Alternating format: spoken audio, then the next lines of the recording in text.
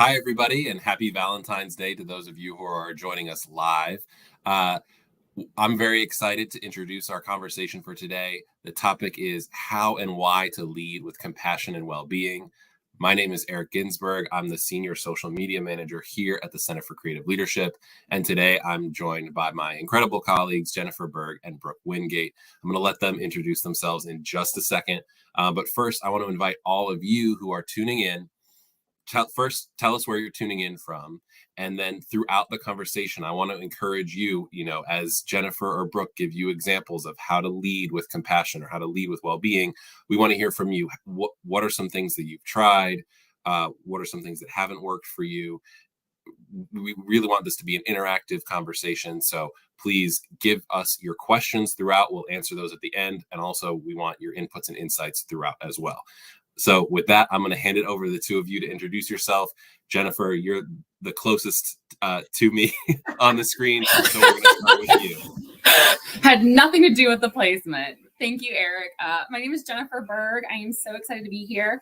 I've been with the Center for Creative Leadership for just about 7 years now. My full-time role is in operations, but I spend a lot of time outside of my full-time role focusing on well-being for our employees and our clients. So doing fitness facilitation for some of our clients and other programs, and most importantly, leading our well-being employee resource group, which I know we'll have lots of opportunities to talk about. And I'm thrilled to be here with Brooke Wingate. Brooke, I'm going to turn it over to you. Awesome. Thanks, Jennifer. Again, I'm Brooke, and at CCL, I've been here about 5.5 years. I work with our societal impact, philanthropy, and sales teams. Societal impact being the space that CCL works with nonprofits, educators, and public health organizations. But previously to CCL, I have been a manager, I now say 20 plus years. I don't really like adding on to that number, so I'm going to keep it with 20 plus years in a variety of different roles. And I'm really excited to be here to talk about the importance of compassion, both how you can show it for others and yourself. So thanks for inviting us, Eric. Perfect. Well, I'm really looking forward to this conversation. I'm going to tell all of you who are watching a secret. Actually, they don't know I'm about to say this, but Jennifer and Brooke had not met each other prior to this conversation. And in our plannings for this discussion today, they've quickly become best friends. So this is going to be a really exciting, energetic conversation for you because they just have such great chemistry together. And I'm excited to share that with all of you. Let's start by defining the terms that we're focused on for today. Brooke, how would you define compassion? Like, what do we mean when we say compassion or compassionate leadership? Yeah, I, of course, did my homework and I looked up the actual definition in the Merriam-Webster dictionary just to make sure I had it. So I'm going to read that and then I'm going to tell you what I really think it is, okay? So in the dictionary, it's defined as sympathetic consciousness of others' distress together with a desire to alleviate it. So I both like this definition and I don't like it. I like it because it has action in it, a desire to help. I think that's a very important aspect of compassion. And it has awareness. You understand that people need help or are in distress, but actually don't love the distress, because I think compassion happens every day in the little things that we do. And it's not just reserved for those moments when we're in crisis. Although it is extremely important then, I think that it happens all the time in how we relate and interact with each other. So I don't think it's limited to that. But I think what it really is at the end of the day, if you're leading with compassion, you are recognizing that the people you are working with, your colleagues, the people that support you in your work, and the people you are leading are all whole human beings that are more than just the task or the project in front of you. But instead, you are recognizing all that they bring, their past experience, what's happening to them right now, what's going on in their lives. They are bringing all of that into your workspace, and compassion is honoring that and looking for ways to help them both leverage that and find their way through those moments that are in crisis. Brooke, I love that definition. If any of you are watching this and work at Merriam-Webster, please raise your hand in the comment motion to get the definition tweaked a little bit there, because I think that's an important addition. Jennifer, if you want to add anything to that definition, please do, but also want to ask you how you would define well-being. Yeah, I'll pivot to well-being in a moment, but I want to go back to what Brooke said, especially the distress piece, which I think is so important. One client that I've worked with had a really great point of she hated the comment or the suggestion of the reminder to put your mask on before helping others with theirs. And the insight with that was saying, in order for you to focus on yourself, there has to be a crisis at hand. And her whole point was, why does there need to be a crisis to focus on myself, to show compassion to myself before showing it to others? So I love that Brooke pointed that out right there. This just shows that Brooke and I are really in sync. Well, and Jennifer, you just said it too, to show compassion to yourself. That's not in the definition either. Necessarily, right? It's really an outward facing definition, and that is important. But we say at CCL all the time, you can't lead others until you understand yourself. You start with self. Compassion starts with self as well. So thank you for calling that out. And obviously we do need to have the definition fixed then, if we're pointing out all these things that need to be adjusted. Or publish our own dictionary. So as far as well-being, that's one more, that's the same kind of thing where you can look up the definition, but there's so many different options when you think about it. So I did a little digging on the definition and honestly didn't love it. So the thing I want to call out when we think about well-being is pointing out the elephant in the room of it's not fitness. It's not an aesthetic. It's not this physical being. Yes, health and movement factor into well-being, but it's such a culmination of so many different factors. It's your individual experiences, it's your values. If we're thinking about it from a CCL perspective, CCL actually thinks of leading with well-being in 6 different buckets. So you have growth, purpose, health, agency, resilience, and connection. And so I know we'll dive into some of those as we get going today, but I just want to throw that out there to show that it's not as simple as saying, this is the definition of well-being and this is how you should lead with it. Yeah, well, that's a perfect transition. We did not plan that part. So thank you, Jennifer, for teeing that up.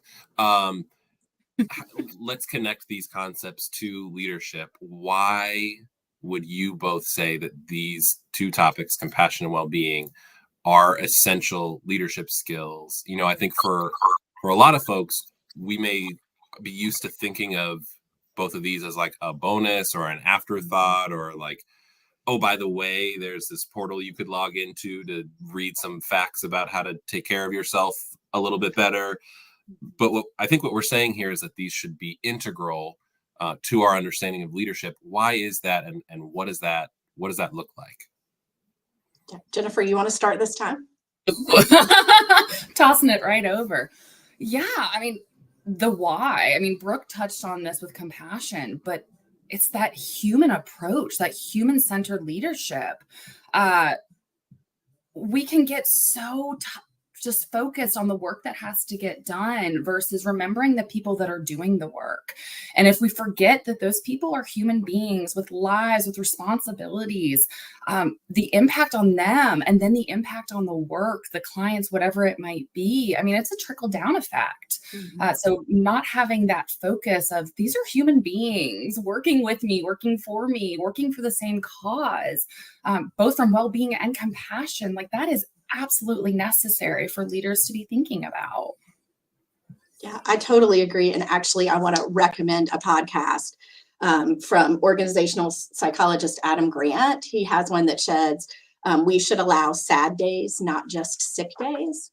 And in there, he has the perfect answer to your question, Eric, which is, and I'm quoting him, "Newsflash, people aren't robots." And I thought, that's it. That is the answer. Because people aren't robots. And we also have studies that show that compassion and caring for ourselves and one another is important for the giver and the receiver. We know this from a lot of our studies around gratitude. Compassion is similar. But what's interesting about compassion in the workplace is that it also benefits people who see it happen, even if it doesn't happen to them. So when you're trying to create a team or an organization that has a high degree of psychological safety, which again, we know is critical for productivity, it's critical for retention, psychological safety, or trusting that you can show up with questions, with concerns, and as your whole self is critical. Compassion is a quick, it's not quick, I shouldn't say that. It is a perfect lever to create psychological safety because people benefit by just even seeing it happen, whether it happens to them or not. And I think that when we're trying to build teams, and especially this, Jennifer, reminds me of the comment we got earlier about virtual environments. When we're trying to build teams in a hybrid or a virtual environment, finding the right way to show compassion can be a little more tricky, right? Because now I have to like make an effort to make a call with you. I can't just walk down the hall and say, how are you doing? How are you feeling? How are things going? Right? I have to like make that time and space. But also this person's point was it might feel a little awkward when you do that, but it's so important. And so how can you do that authentically to yourself and in your space? And for you, it might be, I'm going to send a Teams message, right? Maybe the person doesn't really want to sit down and talk about it. They want that Teams message. Or maybe I send an email and instead of, as a leader, if you put a meeting on someone's calendar and don't tell them what it is, that would stress me out. Yeah, No. They are not going to assume that you're being compassionate, right? Yeah. So I think it's fine to just say in that space, right? You've had a lot on your plate. I just want to check in. It's fine to go ahead and define it. Yeah, that makes perfect sense. If my boss Sarah is watching, please don't put a meeting on my calendar without telling me what it is. We'll definitely have that reaction. We're going to ask most of the audience questions at the end, but we got one in the chat that I think would be great to go ahead and try and define now. Brooke, someone wants to know, how would you describe the difference between compassion and empathy? I think that's a really great question because we're used to thinking about empathy, and CCL talks about the importance of empathy. So how should we differentiate them, and why are we elevating compassion today? Yeah, so I'm biased. I prefer compassion to empathy, which is probably why I'm here today. And that's not to say empathy is bad. It is not bad. But there are two kinds of empathy that people often define. There is cognitive empathy, like I understand and I'm trying to put myself in your shoes with my brain. And then there's emotional empathy, where I am down in the depths with you. So when you are stressed out, I am stressed out. Compassion kind of bridges those in the sense of, it says cognitively, I am hearing and understanding and paying attention to ways you need support or things that are happening in your life. I am not down in the emotional empathy with you, because as a leader, if I do that all day long, I don't have anything left to give. And so I think there are moments where that emotional empathy is vital. And when we think about a lot of social justice work in the world, we have to get there with people as much as we can. But on a day-to-day basis, compassion also requires action. That's the other thing about it. It says a desire to help or a movement towards helping someone support it. And empathy is a very important feeling, but it doesn't always call forth the action. And compassion is an act.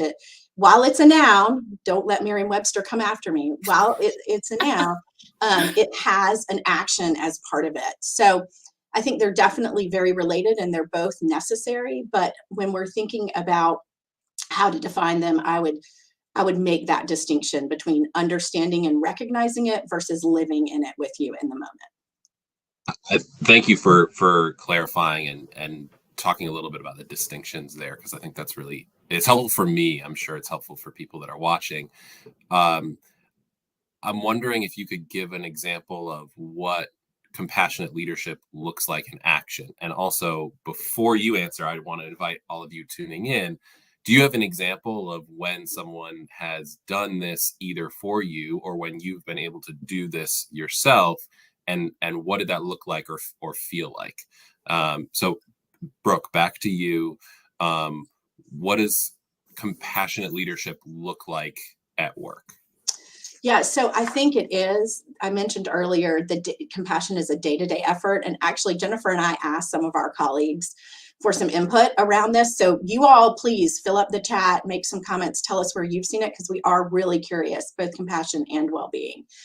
But one person said, they see compassion in a lot of day-to-day interactions with the team. For example, someone has a sick child, someone will ask on the meeting, hey, how is your child? Someone has 5 requests for proposals. Hey, how can I help you?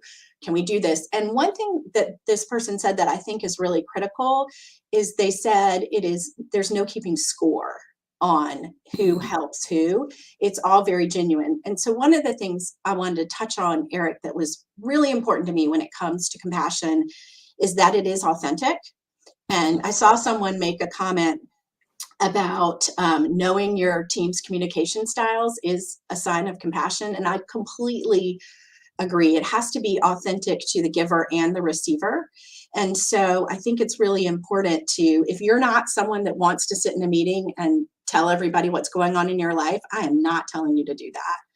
That is not what we want. It's not authentic to you. So it is appropriate for you to create the right spaces. And Jennifer and I had a really good conversation about creating space for well-being and compassion, and not assuming we as leaders know what kind of compassion or well-being you need or want to receive, but instead making space for it. So one of the ways you make space for compassionate leadership is by being vulnerable yourself.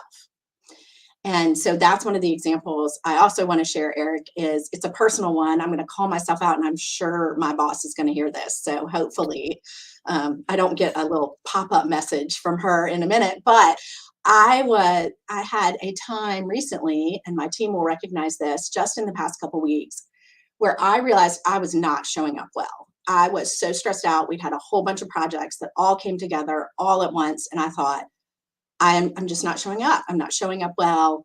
This is not good for anyone. And so I sent my whole team a Teams message that literally said, I'm a hot mess. I said, I'm a hot mess. It's 3 p.m. I have got to log off. I have got to step away and just reorient myself. And the graciousness of everyone that I work with was, hey, we got you, no problem. Let us know if we can do anything. And they followed up the next day. And at first I was a little bit nervous about that. I mean, I just laid it out to my whole team that I was not having a good day, right? At the same time, I hope that my hope is, as I sit there and sort of angst about it, is instead they will say, well, I can do that too, right? I can say, today is not my day. It's okay. I do need that mental health day or that sad day or whatever, and I need to step back a little bit, or I need to not be in this meeting. I have one more example, but I want to stop and make sure Jennifer doesn't want to jump in. No, I love it. And what came to mind was just the leading by example. Like you showing up for your team in that way, showing them that it's okay. And they don't have to, if they don't feel comfortable sharing that, if they're having a hot mess day, which we all have, but knowing that even if they could just say, hey, Brooke, remember that afternoon that you had? I'm having one of those right now. I need to step away, and having that dialogue. Like there's no need for you to spill your personal life if that's not comfortable for you, but just having that open dialogue, I think, is just so important. Speaks to you as a leader. Well, I hope so, because I really did send a message right after to one of my colleagues. I can't believe I just did that. but I'm glad I did. It speaks to the human-centered approach. And I think if we think back to when the pandemic first began, I think we saw that humanity. We saw people in the grip, in their homes, in their kitchens, with their kids, and all of that. And we were reminded that we were all humans and we were all in it together. And as things have progressed and some things have gotten back to normal, some things have shifted, I fear that there has been a little bit of some of us who may have forgotten that again, we're not robots, that we all have personal things going on, some of which we choose to share, some of which we don't. But even if we don't choose to share it, still having that compassion from our leaders is so important. You know, and I love that, Jennifer. It points to something else that we talk about in our leadership development program. In conjunction with compassion, we talk about curiosity. And I think for both these, for well-being and compassion, curiosity is your best tool, because you asking questions, do you want to talk about that? You look a little stressed. Are you okay? Do you need space? These are good, positive, curious questions that let people then determine if they want to respond to you or not. Because sometimes they might say, you know, I'm having an awful day. I need to log off. That's okay. Right? Or Some people really are more private. Some people are very transparent, and allowing that's being curious enough to find that out, I think is really important. You and I talked about people have all good intentions with well-being, right? Like, let's all, go to this place or that place, or let's all have drinks together, right? Well, that might not be good for some people. And so being curious about where I can meet you halfway, I think is really important. There was Go ahead. Yeah. I was just saying, I saw a comment in the chat that mentioned, getting to know the people and what works for them. And you reminded me of something when you said, "Are you okay?" as a question. And then in a previous role at a different organization, when I was in the grip, if people came up to me and said, "Are you okay?" that would typically make me crumble. That was just my word. You could say, "How are you today?" and that would be fine. But the "Are you okay?" was just it. And I had an amazing colleague who I still have a very close relationship to this day. And he learned that early on. And so whenever he'd see me, he would say, "I'm not asking if you're okay. I'm asking how I can help." And that meant everything, because one, that meant I didn't start crying. Two, and it spoke to me that this person understood me and knew what kind of support I needed. Yeah, think back to the ERG, Eric, from last week with the Black young professionals, and how one of them said, "Knowing how to pronounce my name makes me feel seen." It's these little things, these little ways, and that's not little. Knowing how to pronounce someone's name is pretty big, right? And very important. But it's not like I have to change my routine to do that. I just have to be thoughtful about making sure I do it. And that person was thoughtful to you in that moment, Jennifer. The last piece of compassionate leadership I want to point out is actually feedback. And we talk a lot at CCL about feedback being a gift, and then we giggle because we're like, really? Do I have to have feedback? But it is a gift, whether constructive or positive. And I want to call out one of my colleagues. I won't call her by name, but I did get her permission, because she sends the absolute best positive feedback emails, like hands down the best. And she does it by being very specific with what she sends that made a difference in that project, task, or interaction. And she does it consistently enough that it's authentic. You've seen it everywhere else. And so it happens. And I have seen that thing I mentioned earlier, where studies have shown that viewing compassion also benefits you. I have gotten some of those emails that I've been CC'd on, and I have thought, I've literally gone, "Oh, I love you. You're such a good one of those moments of, oh, just how amazing." And I have told her more than once, "You send the very best emails, and I aspire to be that." And it's feedback. It's very specific feedback about something someone did or the way they spoke up. Very specific behavioral, exactly what we teach, how to give feedback, make it observable and filmable, but it's all positive. And the trust that engenders that this person is looking out for you is just incredible. So I think that is a way that we create compassion, is by taking that feedback and turning it into something where you can give people compassion for who they are, because she's saying, because you showed up this way, you made a difference. That's who that human being is, and she's seeing that person for who they are. So that's another example, I would say. Yeah, I love that example, Brooke, and I think it's a great transition to talking about wellness. Before we do that, before I ask you about that, Jennifer, I just want to say, for all of you watching, Brooke is referencing our situation behavior impact feedback model. If you search for that on our website, ccl.org, you'll find it very quickly, and it'll walk you through how to use it. It's very popular because it's very effective. So now that I've gotten that quick plug out of the way, Jennifer, how does all of this tie to well-being? I think some people watching are going to say, "Yep, I obviously see the link between these two topics," and other people might feel like we're kind of forcing them together. So what is the tie from compassionate leadership to leading with well-being? And related to that, how can leaders nurture well-being for themselves and their teams at work? Throwing a lot of questions at me, Eric. All right. we could take one at a time. So, no, just hold me accountable. Just make sure I land this plane. I'm going to circle the airport for a little bit. But so there's a couple different ways that we can go about this. And one of the things that I saw in the chat was a question or a statement about leading with compassion is taking into account cultural diversity. Mm-hmm. And that's something that's really important when I think about well-being as well. I think it's an area that's typically missed when we think about the ED&I, the equity, diversity, and inclusion focus. Well-being is taking into account people's personal values, what's important to them. That can be their culture, it can be their religion, it can be so many different things. And so recognizing that really takes a leader with an ED&I lens. For example, I think sometimes when we think of well-being in the workplace, we're like, oh, yoga classes or free food, like that will be great. And that's just not it. Don't get me wrong. I love yoga. I teach yoga. I also love pizza parties. Pizza is great. But don't give up the free food. Come on. That's not what I'm saying. Eat the pizza. But in doing that, it's very possible for the organizations, for the leaders to miss the mark. If you're offering a yoga class, are you offering one that's inclusive of all accessibilities, all bodies? If you're offering free food, are you thinking about cultural demographics, cultural norms, any religious observations, people with dietary restrictions, dietary sensitivities, allergies, all of that. And it takes a lot of effort.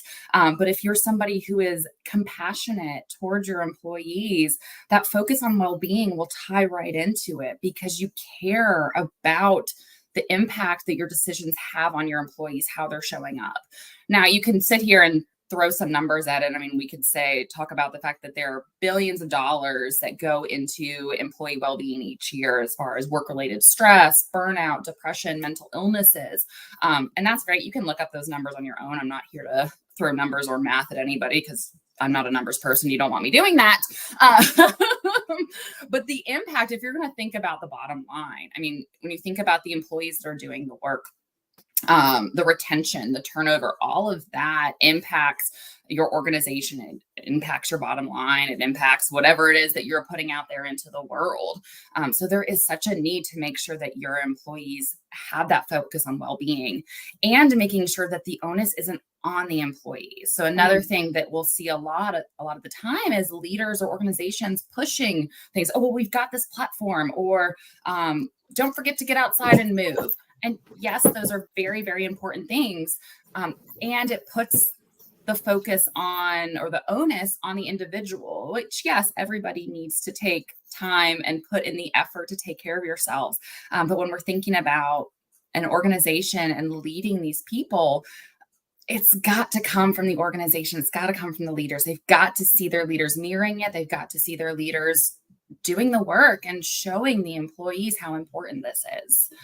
Brooke, anything you'd add to that circling? No, I thought it was great. It made me think about the piece of compassion that we haven't touched on, which is compassion for yourself. And I loved the way, Jennifer, you tied well-being isn't just about physical exercise, right? So well-being also includes, I would say, being compassionate to yourself. And I am reading, on the recommendation of another colleague, a book called Bittersweet by Susan Cain. And she's the one that wrote the book about introverts, the power of introverts. And so this is her new book. And she has a point early on where she says, we have this negative self-talk, and that instead we should talk to ourselves as if we would talk to a baby or our favorite pet.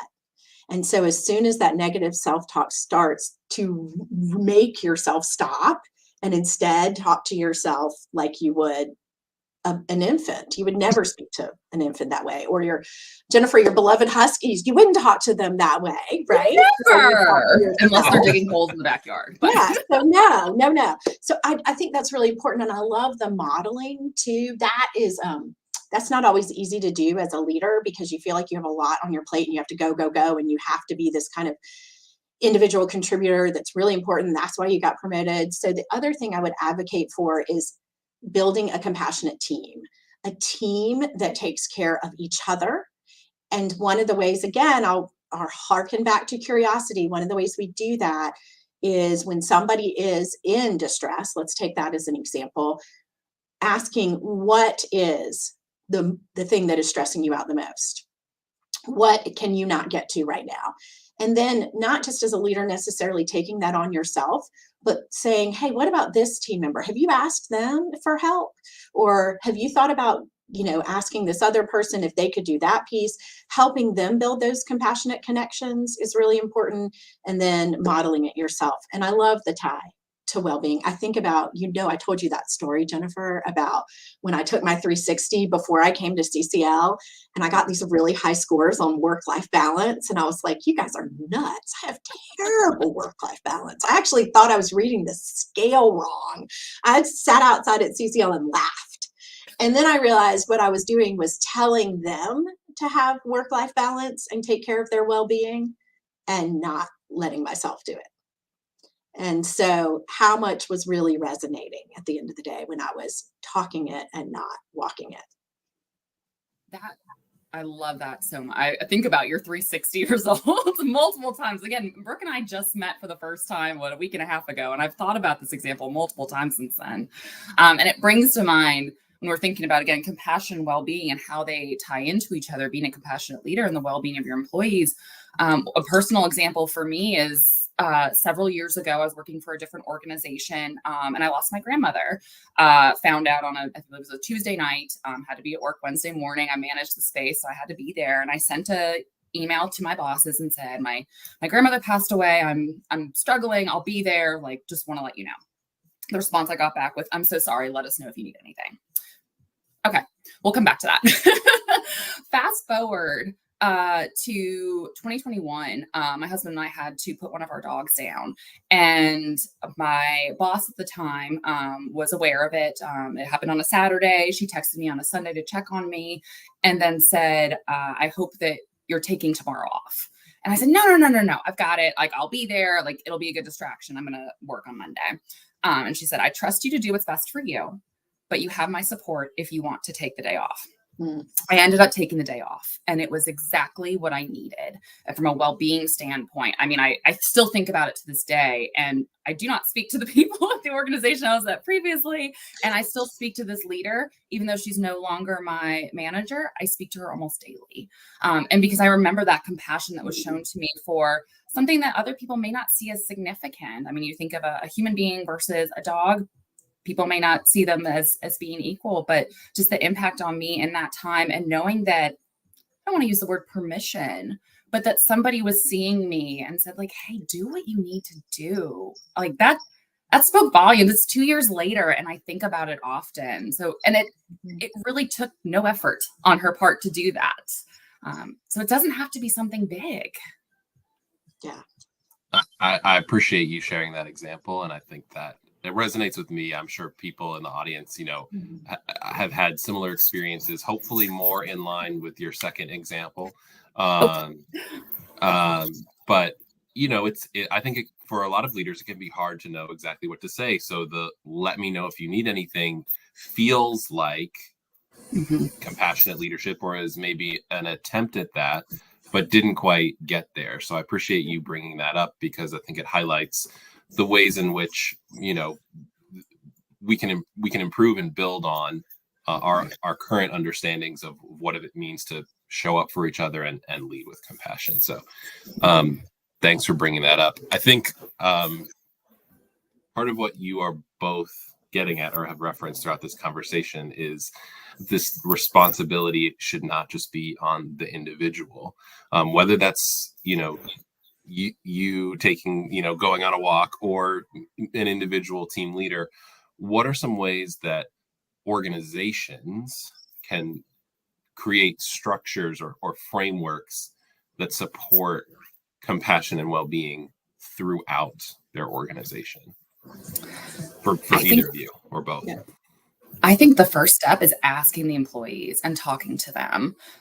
Brooke and I talked about this last week, and we had the same insights on it, but she said it so well of, you're going to make mistakes no matter what you do. But if you don't ask questions, you don't ask the employees, you're going to make a lot more. If you ask, if you have the conversations, you're going to make less. And it shows that you're taking it seriously. And you also want to make sure that you're taking time to show that you're not expecting the employees to figure it out for themselves. Say like, well, I'm asking you, you tell me what you need. And then if you don't tell me what you need, I can't do anything for you. There's got to be that give and take. So asking your employees, listening to understand, and then doing something with that information. Right. Yeah, it's that action thing, right? It's the taking the next step. And I think we've seen a couple of comments in the chat, Eric, about being vulnerable and being authentic yourself as a leader. And I think that in addition to asking people, I always think curiosity is beneficial. I have in my home office, I'm at work today, but in my home office, I have a big sign that says, stay curious. And I do not do that well all the time. So let me just go ahead and call myself out about that. But I think it is the number one advice I would give to anyone in terms of starting a new role or joining a new team is to be really curious about how people want to interact with you, what they need in their team and their relationship with you to be effective. What do you need? What are you going to learn from them? Because you're even in not so positive interactions, we learn something. And so I think when we think about organizations trying to structure compassion and well-being, we do tend to think about those things Jennifer mentioned, like employee well-being online, or, these are the opportunities you have to go get, when really, if we are being human-centric, then we start with humans and we start with how we show up to other people. Again, starting with self, and how we show up to others allows others then to meet us in that space and be compassionate to each other, to take care of each other's well-being, to ask the questions. And I love, Jennifer, you said, let us know if you need anything. That is a lot of times what we say to people. Someone once told me, instead of that, and this was a specific case when someone had lost a relative, they said, instead of saying, let me know what you need, they said, I would like to bring you dinner. What date can it be? And that doesn't always work at work, of course, right? We're not always bringing each other food, but I think we can say, I would like to help you accomplish that goal. What can I do to help? And make it more like that person said, instead of, are you okay? Which I love, you called that out. They said, how can I help you? Yeah. Right? It was just a subtle change. And I saw a comment about culture change. It is a culture change. Culture changes, I think, can start with individual leaders and teams. And it does need to be embraced by the organization. I do not want to diminish the fact that structures a lot of times get in the way of culture change. That is absolutely true. But you can do a few things tomorrow or next week or next month to make a difference. And as people start to want to work with you more, you don't have to have positional power to make cultural change. You can make cultural change from the seat where you sit right now.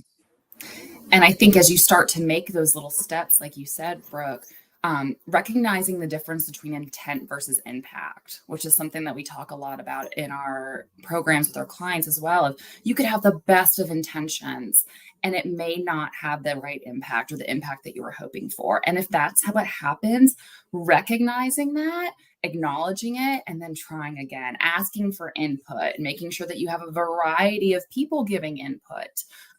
Something that when I was doing some research on it, and if you think about workplace well-being, something that still comes up, which gives me a lot of angst, is step challenges, weight loss challenges, things like that. And it makes me cringe because what are we saying to the people that may have accessibility limits, people in different size bodies, different cultures, everything like that? If that's the focus, if you're like, we're going to make better employees and we're going to focus on their well-being by getting them out and moving, well, that doesn't mean the same thing for each individual. So while the intent of that challenge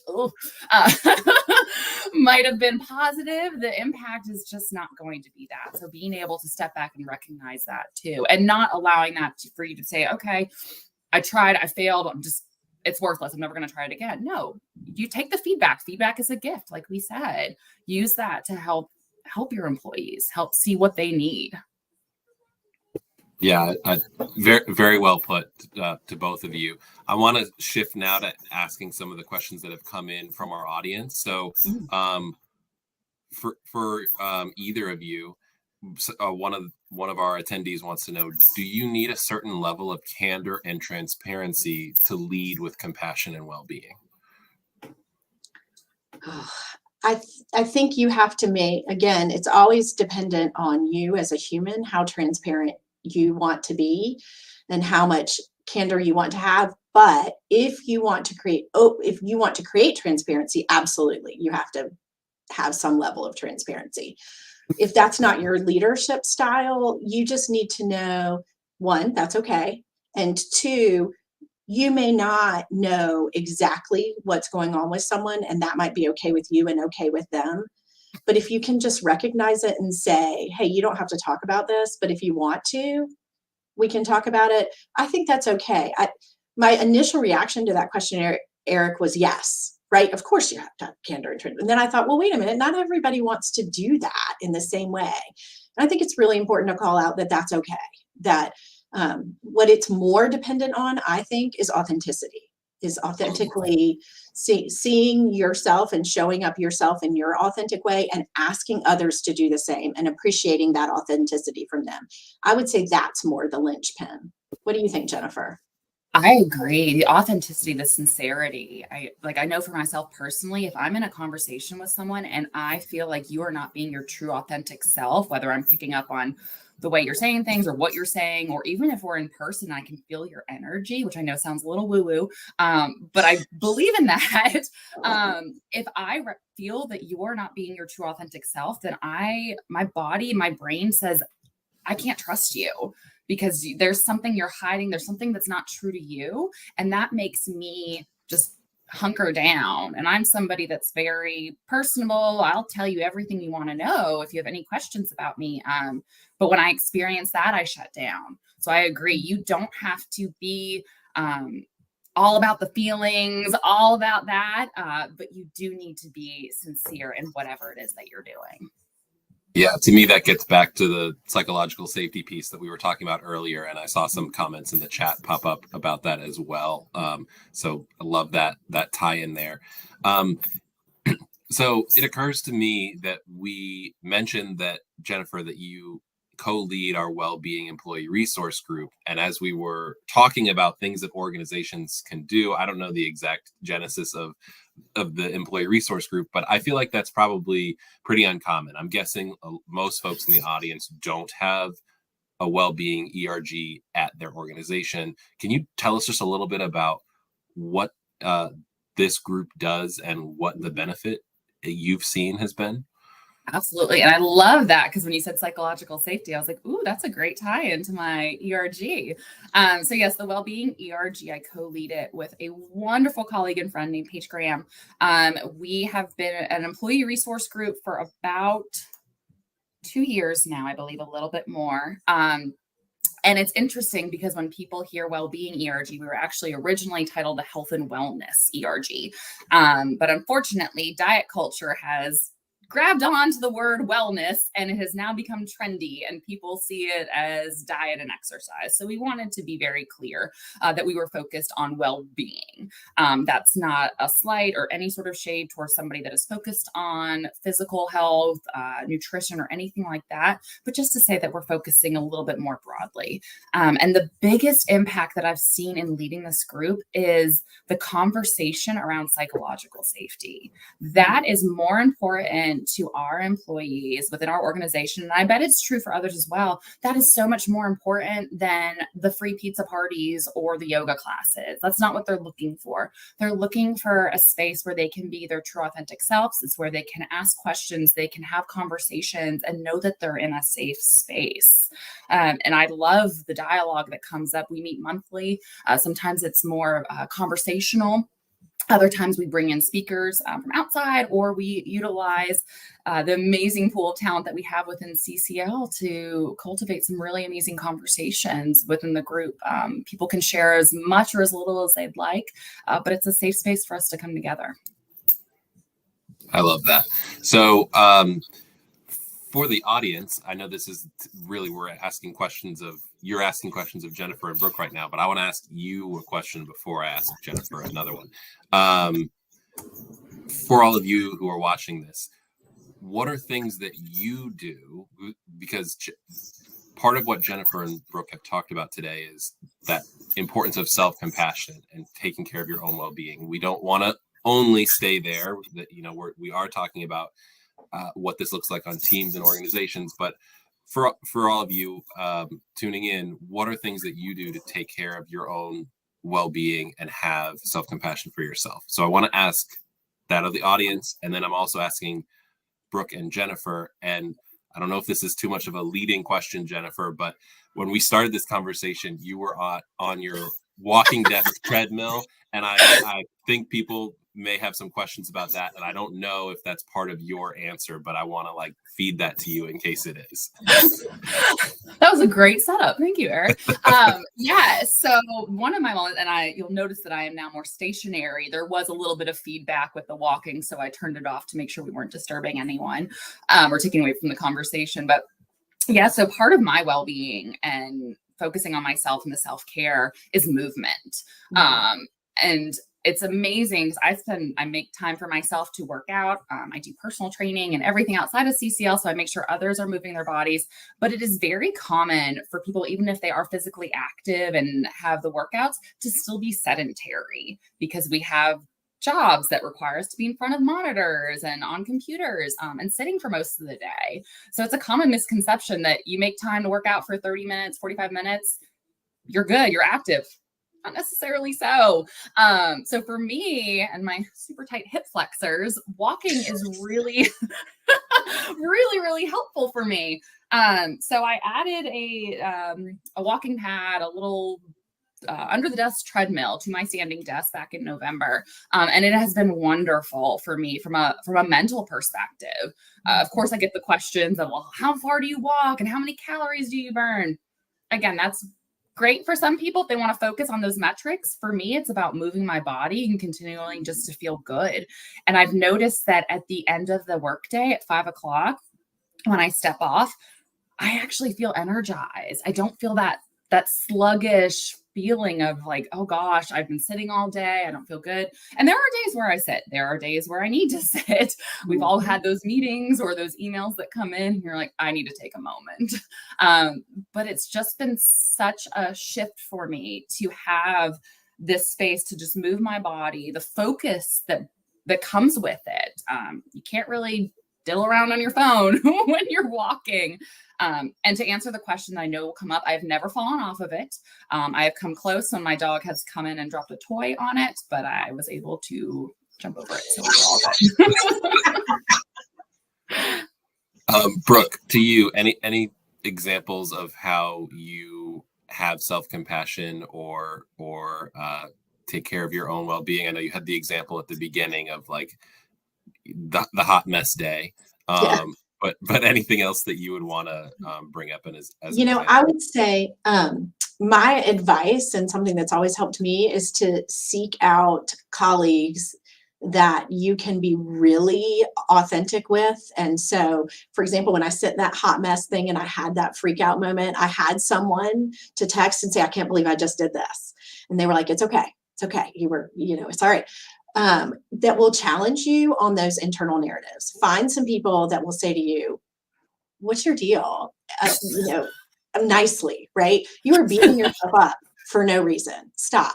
Find some people that will really be that authentic and transparent with you. I have 2 colleagues that at one point I said, every time I go on for a little while too long, you guys say, I'm sorry that's happening to you. And I realized I have talked too much about that. So, but having people like that in my sphere that can be really honest and open to me is really important because we all have a tendency towards not being compassionate to ourselves. And so I think finding some people that can be really honest with you. And I saw Jenny just popped up in the chat and said she sometimes gives herself 24 hours to respond to an email or something like that. I heard someone say once that we treat emails like instant communication now. We assume you're supposed to reply immediately. And really, we need to revamp that in our heads and make it not all the way to the postal service level of time, but also it doesn't not everything that pops up on our screen has to have an immediate response. And sometimes your response is going to be a lot better if you wait. So I think that is a way to show compassion to yourself. I like that, Jenny. Just give yourself the time to step away and to breathe, and then find those people that can really hold you accountable for not letting that negative self-talk take over. I'm seeing a lot of great examples in the chat of things that you all are doing to take care of your own well-being, to have that self-compassion. Please keep those coming, because we all benefit from seeing those examples. I saw one person say that they do their best to eat their lunch away from their desk. That's something that I do as well. It makes a huge difference. I'm not just not at my desk. I'm not in the same room. Like I gotta fully step away. I actually don't have my work email set up on my phone, which I know is a luxury that a lot of you may not be able to do. Yeah. But so I'm like fully away from work whenever possible. I would say I mostly achieve that. Obviously, I'm not always able to. But so thank you to whoever brought that example up, because it reminded me of something that I do to take care of myself as well. Keep those coming. Jennifer and Brooke, we're going to wrap up in just a second, but last question for each of you. If people walked away from or left this discussion with just like one key takeaway, because there have been so many great insights, but if you wanted them to have one key takeaway, whether it was something you said or your colleague, new best friend said today, what would that one thing be? I would say you matter as a person, and you do not, we were taught at one point, I know this is more than one, Eric, but I'm just expounding on that. You matter as a person. Everyone on your team matters as a human, not just what they bring to the task, not just what their job is, but they matter as a human being. And I firmly believe that everyone has all kinds of goals in life, but ultimately we all want to know that we made a difference in this world when we were here.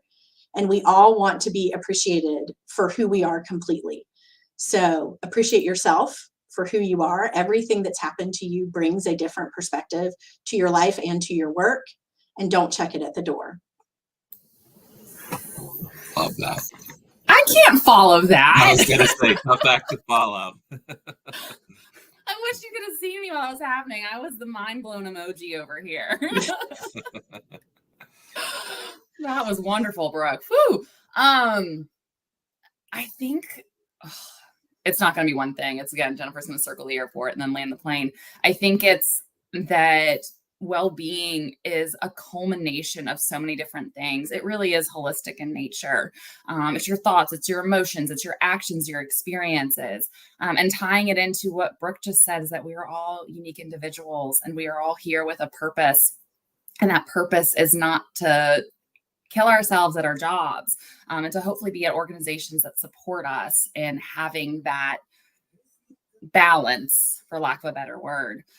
So that's when I think of well-being, just knowing that there's so much that goes into it, and to give yourself that compassion to not feel like you have to do all the things and do them well. And that just one thing, whether it's part of your well-being or just trying to be a compassionate leader, one thing, it's good enough. I love that. I think what both of you said is really a great way for us to close out. Before all of you watching log off, I have two things I need to say to you, so don't go quite yet. I'm about to wrap up. Two things. First of all, if you enjoyed this conversation, if you've gotten something from it, which I know every single one of you has, because this has been a really incredible discussion, I want to invite you to attend a virtual event that we're hosting in April. It's called Towards Better Leadership, Putting Compassion, Wellbeing, and Belonging in the Center. So we've been talking this whole discussion about compassion and well-being. We're going to add belonging into that conversation. I know that we touched on that today, but we're going to get into it more explicitly in this virtual event. The link to sign up and to find more information about this event is in the description for this video, for this stream. So click that link, go find more information, sign up so that we can continue this discussion. Some of what we've been saying today may sound familiar if you've attended our flagship leadership development program, especially some of the points that Brooke was touching on. But regardless of whether these feel like new concepts for you or you feel like sort of a pro in either of these areas, obviously there's always more that we can learn from each other and ways that we can take better care of ourselves, take better care of each other. So invite all of you to sign up for that event. And then second request of you, share this discussion, share this with your network so that other people on your team can benefit from this, other people at your organization, other people in your network on LinkedIn or other social channels where you're watching this. Because I would argue that sometimes it's hard to start these conversations with your team, especially if you don't have if you're not reporting to Brooke. I saw several of people that are on your team, Brooke, in the chat saying that you are really good at this. So if you don't have the benefit of already working with someone like Brooke or Jennifer on your team, this conversation could be a great way to get that started. So Great. I would encourage you to share this with people and use this as a tool to help put this into your organization, into your team and your life. Thank you all for tuning in. Big thank you to Jennifer and Brooke for taking the time with us today. I know I've gotten a lot out of it, and I can see in the chat that our audience has as well. So again, thank you all for tuning in. Thank you for sharing it and signing up for the virtual event. And Jennifer and Brooke, thanks for all your insights. Thank you, Eric. It was fun. Jennifer, coffee next week. Yes, you're not getting rid of me. No way. All right. Bye, everybody. Bye.